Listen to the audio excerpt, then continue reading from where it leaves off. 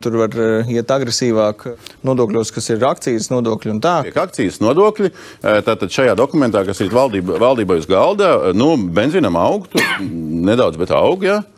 Krietnieks Kareivis Šveiks kādreiz teica, ka kritīs tā valdība, kas pacēla salumcenas, jā. Un kā es tā brīvi pārfrāzēju, vīnam, alum un šnabim tur nekas neaug. Nē.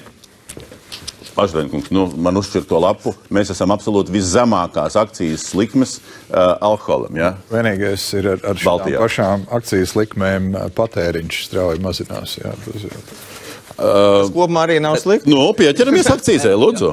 Es domāju, ka šeit mums arī jāstāsta tādā virzienā, ka ir lietas, kas veselības sistēmā pēc tam maksā krietni dārgāk. Jā, tur saldēdzērieni, saldinātie, jā. Saldinātiem uzliek, bišķi.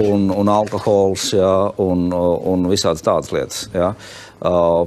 Šeit, ja mēs nākotnē negribam ārstēt slimus cilvēkus, gribam, lai viņi veseli, tas ir viens no veidiem, kā mudināt viņiem nepatērēt sliktus produktus. Mēs esam, ar atrāvienu, ar zemākām akcīzēm Baltijas valstīs, tas ir 28. lapā jūsu info ziņojumā uz rītdienas valdības sēdi. Jo? Nesam gan, jā.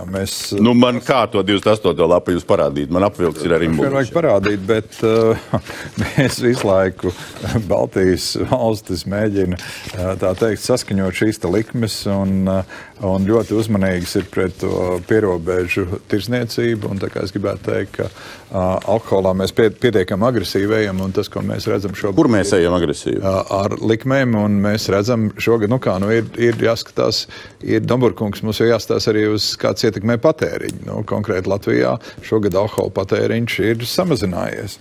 Tā kā ir... Vai uzliksim augstāku likmi un palielināsies? Ko lūdzu? Uzliksim augstāku akcijas palielināsies? Protams, ka nē.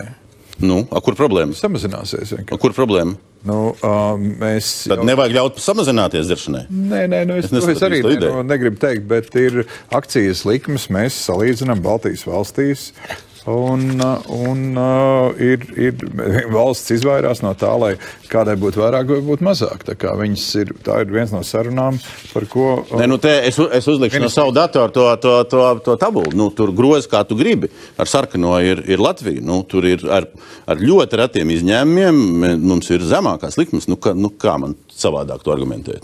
Ir zemākās. Augļkungs, piemēram, ja būtu bišķi dārgāks, tur viens vai otrs vai trešais dzēriens. Nenotika nekāda problēma. Domāju, ka pilnīgi nekaitētu, un tā kā Mārtiņš teica, ka tas arī iespējams nākotnē dotu pozitīvu pienesumu arī veselības. Kur jūsu alternatīvais priekšlikums? Manuprāt, strādāja koalīcijas darba grupa, kur tad arī par šiem nodokļu izmaiņām...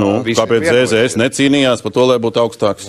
Cīnīties vai necīnīties, es domāju, ka pirmām kārtām gan nodokļu sistēmu, gan arī budžetu plāno, nevis kāds viens ar otru cīnās, un darba grupa pienāk pie tiem secinājumiem, kādi mums šobrīd ir galdā. Bet tas jau nenozīmē, ka ir 4 gadu budžets šobrīd pirmo reizi, kad plāns nākotnē skatoties, kādi ir rezultāti, nav maināms nākamajos gados.